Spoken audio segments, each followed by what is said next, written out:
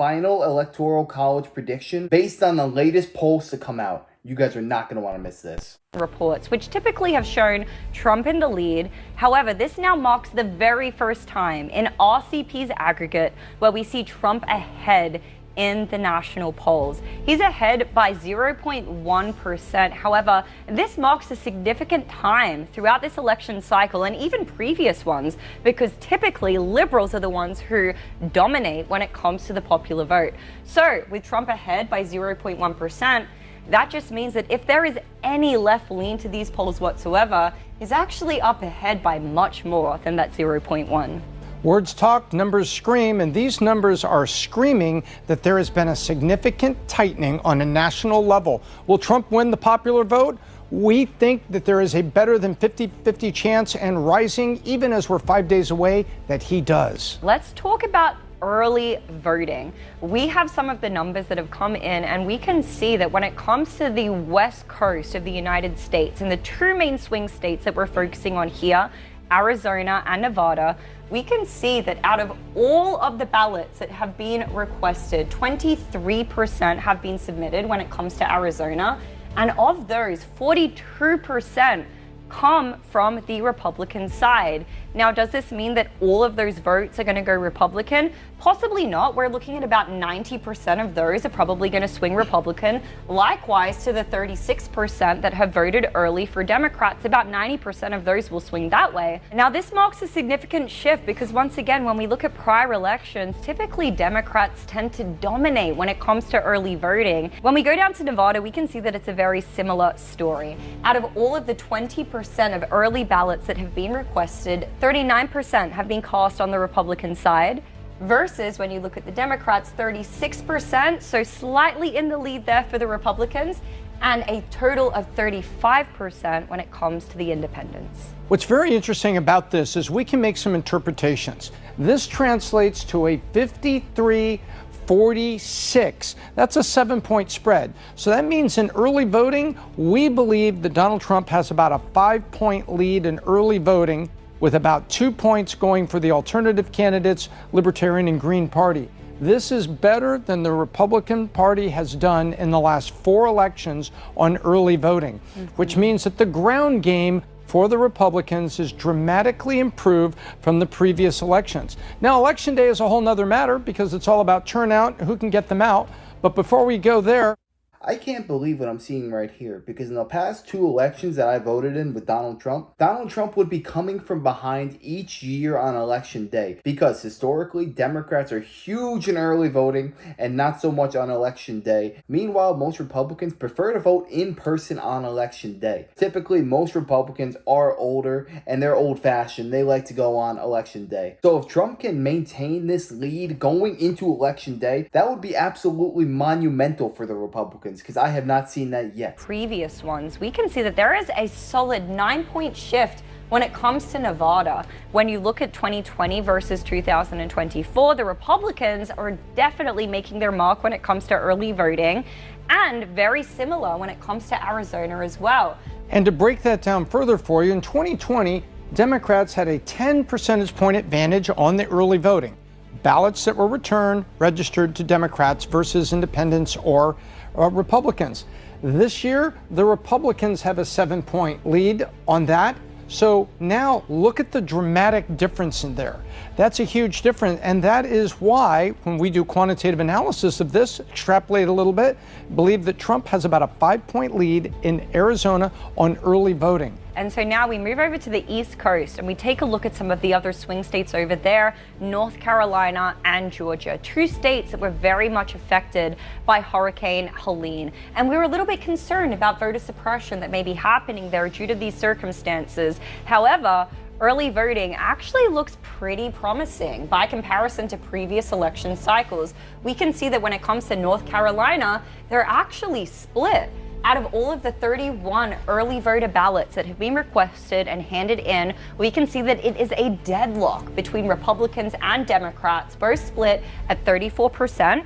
And then when it comes to the independents, they are at 38% overall. Now we move down to Georgia and we see that it's a very similar story. Republicans are ahead marginally, just by 1 point, we can see that out of 31% of early voter ballots that have been turned in, that Republicans are up 44% compared to Democrats 43%, and the independents are coming in at 29%. So now let's go to the blue wall. Look at early voting up north where fall is upon us. It's starting to get chilly, but the voting is heating up.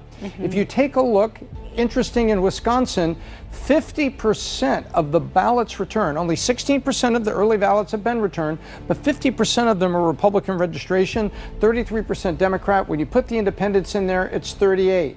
You take a little bit more than a 6-4 split here, that's 18 on this, 18 on 38, 48, 56. I think that's higher than it's going to be, but it's early days. But it also shows that in early voting, Donald Trump has a lead extrapolating the data, because we can't see inside these votes, but we can extrapolate them based on polling and historical voting trends by people who have registered Republican versus people registered Democrats, and the all-important independents. Likewise, when you go to Michigan, the independent split is even less pronounced, but when you take a closer look here, Michigan was seen to be a toss-up. Right now, Kamala Harris would have a bit of a lead, probably 2 points in Michigan in early voting when you take the independents and you extrapolate it all out. Actually, maybe a little more than that, maybe 2 to 3 points. Then you go down to Pennsylvania, and you can see here where in early voting, 15% is returned, but when you put those independents in there, look what happens. A 60-point advantage on early voting with the independents on all that were requested and people in person early. Guess what? Now it's a little bit different. It's split maybe half to a point in Trump's favor. However, typically the GOP has not enjoyed any sort of an extrapolated lead in early voting. Typically, they turn out better and vote heavier on Election Day. Now, you'll remember that several weeks ago, maybe even a month or so ago, Tom and I brought New Hampshire to your attention and said that this may be a battleground state. Now that we've analyzed the early voting data, that we have may actually been correct. When we take a look at all of the ballots that have been returned early, 33% of those are dominated by the Republicans, which marks a 3-point lead compared to the Democrats. Now, when we take a look at some of the other states here, we can see that Minnesota is also one of these battlegrounds. Very interesting, considering the fact that Kamala Harris selected Tim Walz of Minnesota as her vice presidential candidate. I bet she's maybe regretting not picking Josh Shapiro.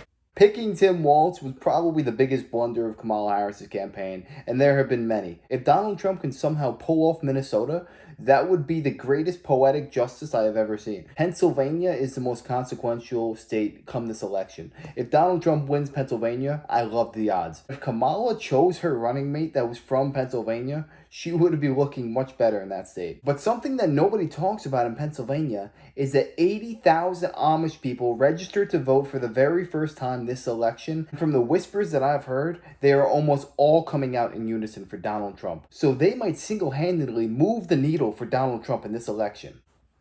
When it comes to early voting in Minnesota, out of all of the early ballots that have been returned, 41% of those are coming from the Republicans versus 36% on the Democratic side, and 28% is the independent vote. We move down one more, and we're taking a look at Virginia. Now, there have been rumors that Donald Trump is actually going to be campaigning in Virginia this week, which is very interesting because it means that they have some type of internal numbers, internal polling that is determining that this is a worthwhile place for them to be campaigning during the final week of the election. When we take a look at the early ballots that have been returned, which is 22%, about 42% of those have come from the Republican side versus 51% on the Democrats. However, this marks a very big difference between previous election cycles, making Virginia now a true battleground in the 2024 election. We're now going to take a closer look at Pennsylvania. And if you take a look at what is happening back here, There are some liberal polls that are in here. Certainly not Trafalgar, that typically leans a little bit to the right or has been balanced and had a reputation for accuracy in the last election, as did Atlas Intel and Rasmussen. But look here, Emerson has Trump 1, Bloomberg is Harris 2. When you put it together, Trump's at 1.6. But there's other drama in Pennsylvania, right, Tom?